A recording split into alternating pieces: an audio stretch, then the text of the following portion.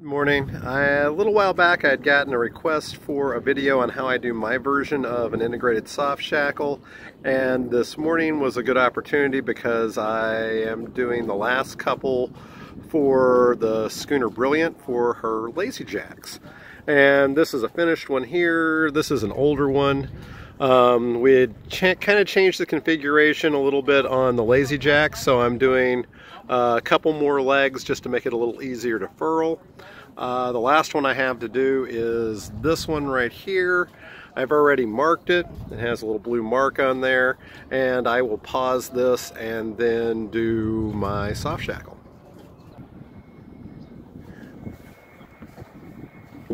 Okay, I just hopped down here into the cockpit, and this is where I have my little splicing station set up for today. And I have the bitter end over here. I have my mark. This is the bite in the end of the soft shackle. And basically what I do is I'll go ahead and I'll lay this out. And I have a piece of tape right out here because I've made these in the past and I have kind of a recipe made up. One of the ways I like to work is when I do my splicing instructions or my splicing recipe for stuff that I've done in the past is I'll lay it out on a piece of tape. So I've already calculated all my shrinkage and everything into this. What I can do as an example is this is my bite. This is right between A and B. So for now what I have is I have the bite marked here, and I'm going to put a dot out here on the very end where I'm going to cut this off because this was extra laying on the end of it. And then I'm going to take my blue marker. I'm going to mark the beginning of my taper. And now that I have those two marked, I can take my mark for my bite. And now this is where I've calculated my shrinkage. I've calculated the shrinkage for the body of the soft shackle, and I've already calculated the shrinkage for the berry of the splice. So I'll take and I'll move over. In this case, it's right around 2.5 inches. And now I will mark my A, B, and C. And that's kind of I used to put these other two marks in for the little space that I leave for my button on the soft shackle, but this seems to get it done. So I've got my marks here, and I'm just gonna real quick throw a piece of tape down here. There are some other integrated soft shackle instructions from some other folks on like YouTube. I thought those were a little complicated, so I kind of came up with my own. These have tested real well. I've done testing at New England Ropes, and I can't remember off the top of my head what the breaks were, but they were pretty encouraging. They're not, going to get you, 3 or 4 times, but they're definitely going to get it done.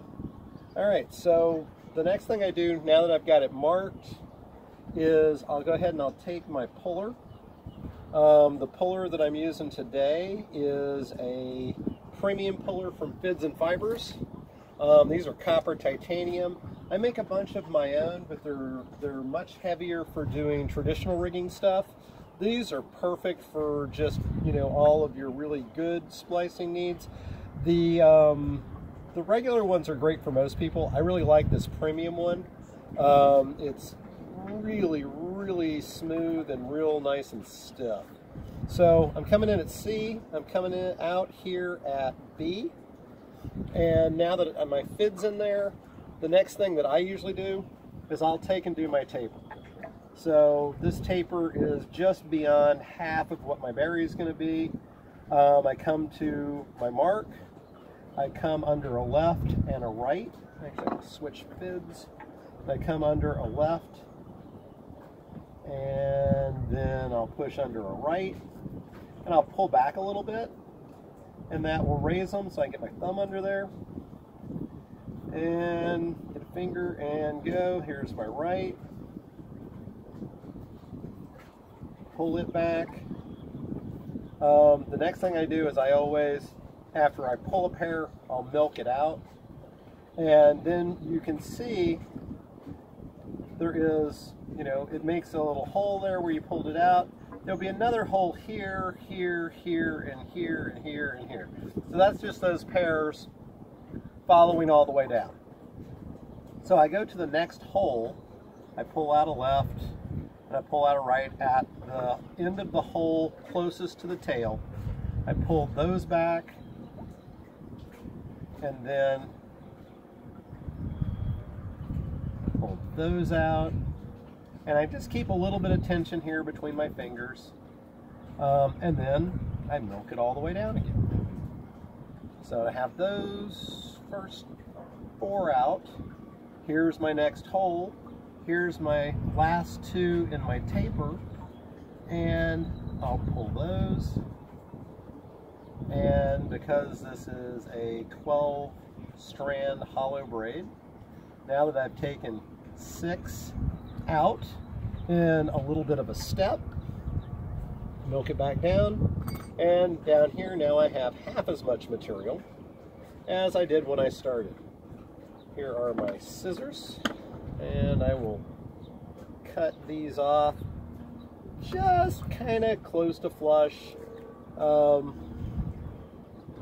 I get them cut off of there. And then, you know, the thing is about working on a nice old traditional boat like this is you want to make sure all your stuff goes in the bag, because otherwise it's just messy. Now I pop my tape off, goes in the bag, all of this extra detritus in the bag. So now I get the bitter end under my fid and push down. So pull that nice through. So now I'll take and start pulling this down. I'll get down here. I'll stick a spacer in there, but just use that little fid for a spacer. I'll pull it down. I'll milk it back. I'll do that a couple of times just to make sure it equalizes nice and it's set in there good. And so that's the body of the soft shackle. So you want to keep your splicing in line. So as I'm looking at this, and I'll go ahead and mark this one. I probably won't mark the next one because it's just going to slow the works down. So if I fold this back, this is my tail end. I'm going to kind of pinch it right here. I'm going to fold that back. I'm going to put a dot right where the primary axis would be so that that all splices even and clean. So that marks in here. And now, since I already pushed that back, it's kind of scrunched up a little. I'm going to go ahead and put my fid, my bigger fid, in here. I'm going to look, I'm going to check and see if I've got 6 and 6. That looks like 6 and 6. I'm going to take my fid, I'm going to push it up here a fair ways. I'm going to milk this back a little. Pull this out, and now that I'm set, I'm going to go ahead and push this through here. This is kind of the flip method, but for making like a locking brummel. So, but I've done it on the end of my soft shackle. Now that I've got this locked, I'll take my little fid again, because it fits in here better, and I'll take and I'll push my tail back up towards the end, and that will roll this back to right side out, just like that. And then double check it, make sure everything's sort of clean around, and you know, and you can see that little mark there. That was one of my marks, and I don't want that mark there anymore. So one of the things I'm going to do is I'm going to take my gray Sharpie, one of the really good gray Sharpies, and they're nice because they will take and remove some of these marks. It's not perfect, but it's not bad. All right, so I have this first one in here.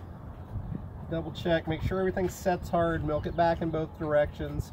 You can see my 2 dots came out right where they were supposed to, and I'll cover up those later. And this one here. So now I need to put a little space in for where the button's going to go for the soft shackle. So I'm going to take and I'm going to come down. In this case, it's going to be like 1, 2, 3, 4, 5 picks. I've got them laid together nicely. I'm going to put my thumb on there. I'm going to squeeze it. I'm going to push up a little bit, and I'm going to take my larger fid and go right through, capturing 6, and then I will look at it and double check it, and that looks good. And 6 and 6, pass my tail through, make sure everything is, the axis is set correctly, pinch it, milk everything down real nice so you can see how those lay in there. Now I'm going to pinch it, push this back, and kind of turn it up towards me so I can see it. I'm going to put my fid in there, and I'm going to come down again. This will be the other half of this lock, of this locking brummel. And I'm going to check, and 1, 2, 3, 4, 5, 6, yep. And now that I have that set, I'm going to come back up here to the head of this and pull this through again, and just making sure everything's set on the right axis. And now I've pulled the second lock through. I'm going to do exactly the same thing. I'm going to take my small fid, I'm going to set this up here,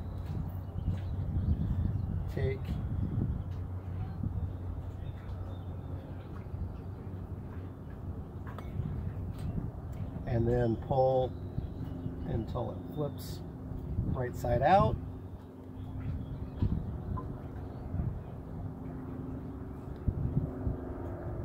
And just make sure all the strands lay back where they're supposed to, and then I'll kind of pull that apart. And so now I have the whole thing almost completed. I'm going to come all the way down here to the way further end, take my puller, throw my puller in there, and now that my puller's in there, I'm just going to slide it right up.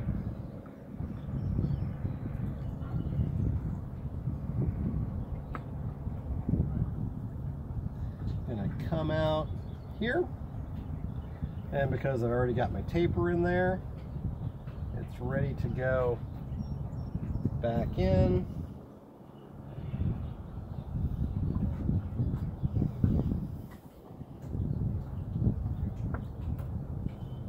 And set, and milk it out. And I usually stop right there. I blow out the end. And now that the end's blown out, cut it off at an angle, and it goes inside. And that's basically the whole soft shackle. The only thing that is left to do is to add the button. And so I'll pull this down until they're even. I put my finger in there for the spacing. That's pretty good. Let me finish this video real quick. So then the button goes, the knot goes around, you get a carrick bend,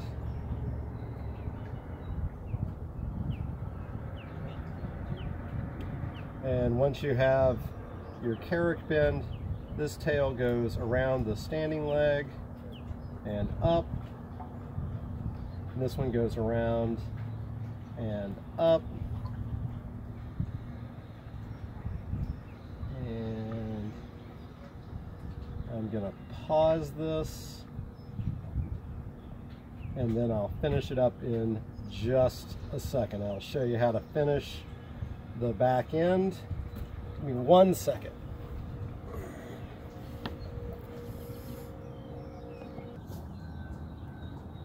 Sorry I had to pause it there for a minute. My boss wanted to talk to me. So when we're doing these buttons, these, depending upon where they're going to get used and this, that, and the other, I'm going to go ahead and just pull this one down by hand. And they have enough room on them that they will, that makes a nice kind of loop for the shackle. And get this one pulled down. I will often give them a tap here and there, and I also pull them down super hard mechanically. For this one, this is fine because of how it's going to get used. One of the things that I do to make them easier to use is, the first thing, I'm going to take the tape off. And as I get rid of the tape,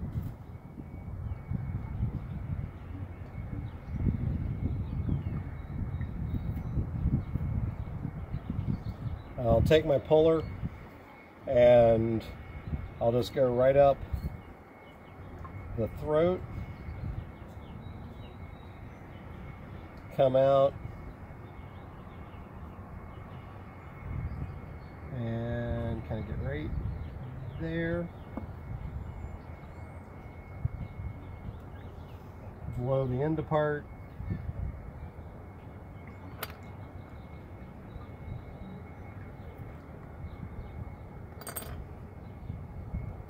Cut it off.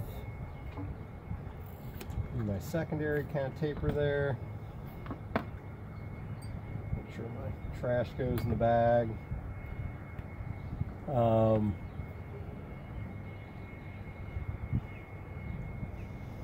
Get this kind of pulled through, and what happens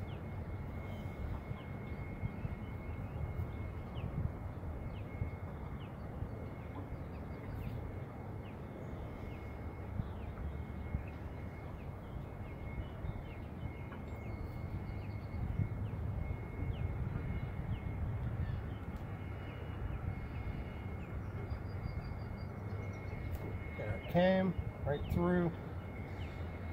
So now it's a little bit bigger. I'll take a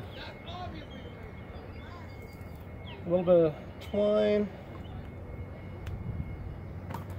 and needle,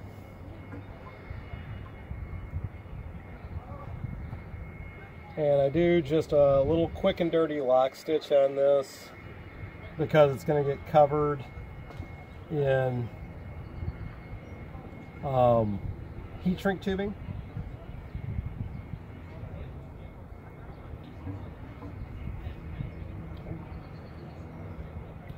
And that's what happens when you're trying to do it quick, is you pull it out.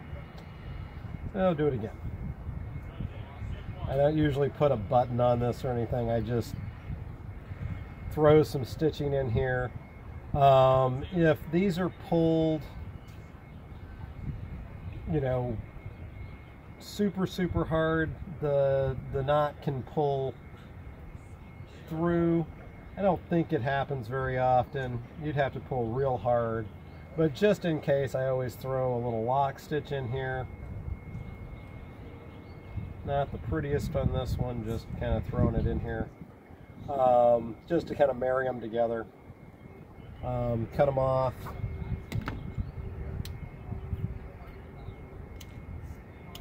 It's a little bit of a mess out here now. I'll throw a little bit of tape on.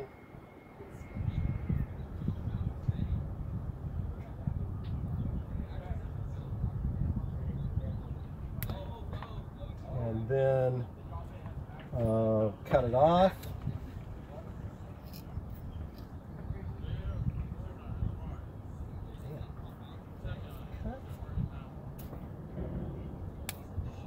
It's killing the blade. And I'll just take and put a piece of tubing on, pull that up,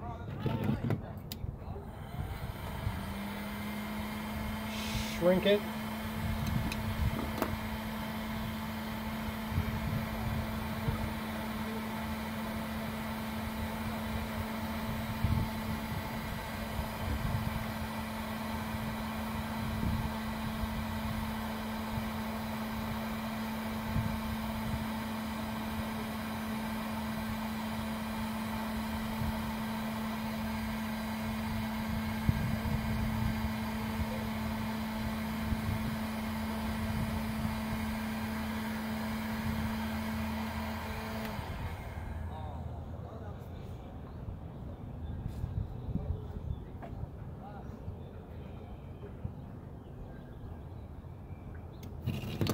And now that it's shrunk, open it up. And I usually leave about an inch or so, maybe a little more, on the tail here, so that when you're handling this on and off, it gives you something to pull through with. Cut that off. And I usually just put my thumb down, get my spacing. Man, that is a hard batch to go through today. There we go. Cut it off clean. These will also get a little bit of polyurethane coating on them, so they'll be nice and hard and stiff. So that's why I put a piece of tubing on there and I'll leave a little tail because it's easy to grab, and that's it. That's the whole thing.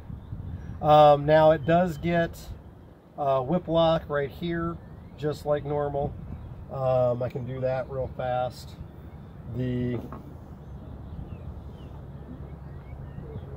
whip lock that I do is I'll come in just below the lock on the brummel, come across, lay my needle down.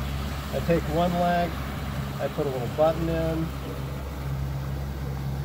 I then will pull straight through because I don't feel like you need two legs for your lock.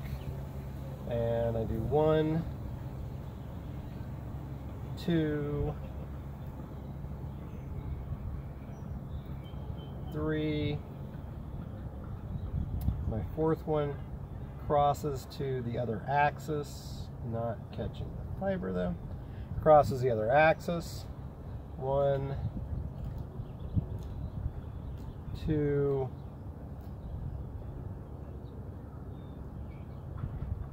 3, 4.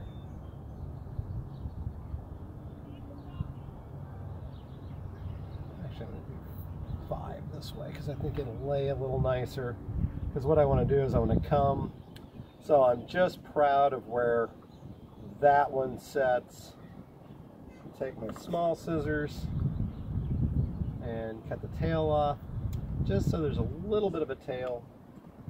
And so I'll pull through here. I'll now put a button in the other end.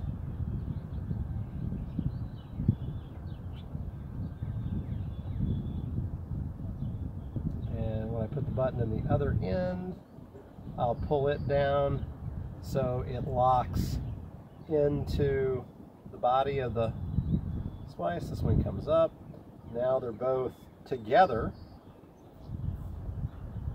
And now that they're both together, I'll do just a regular whipping.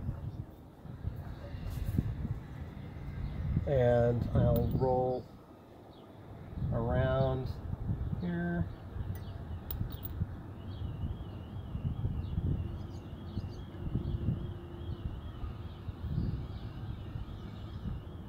A couple of turns just to hold the tails down. And once the tails are held down correctly, it's a little hard to see because it's all small and it's all almost the same color. Cut those off. And now I'll just finish my whipping like normal. And the thing is, when I get done with this one, I've got half a dozen to do. So there's my whipping. I'll take and do my fraps.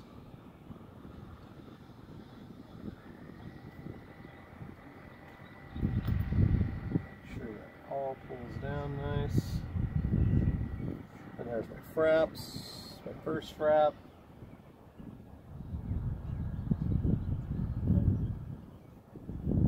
Second frap. And on these, this is all I've been doing, is just a single turn all the way around because it's also lock stitched. So then I'll come up, I'll catch my fraps, I'll slide my needle under, I'll take it and pull everything up hard, put my thumb on it, pull it through, back and down.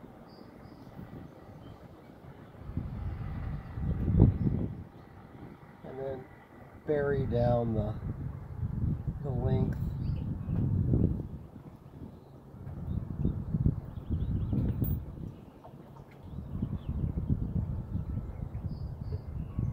There we go.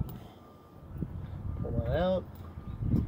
My little skinny scissors for doing the small stuff. And that's the finish. So you can see it's also got a lock whip, everything. You can put a pull in here. Don't know that you totally need one.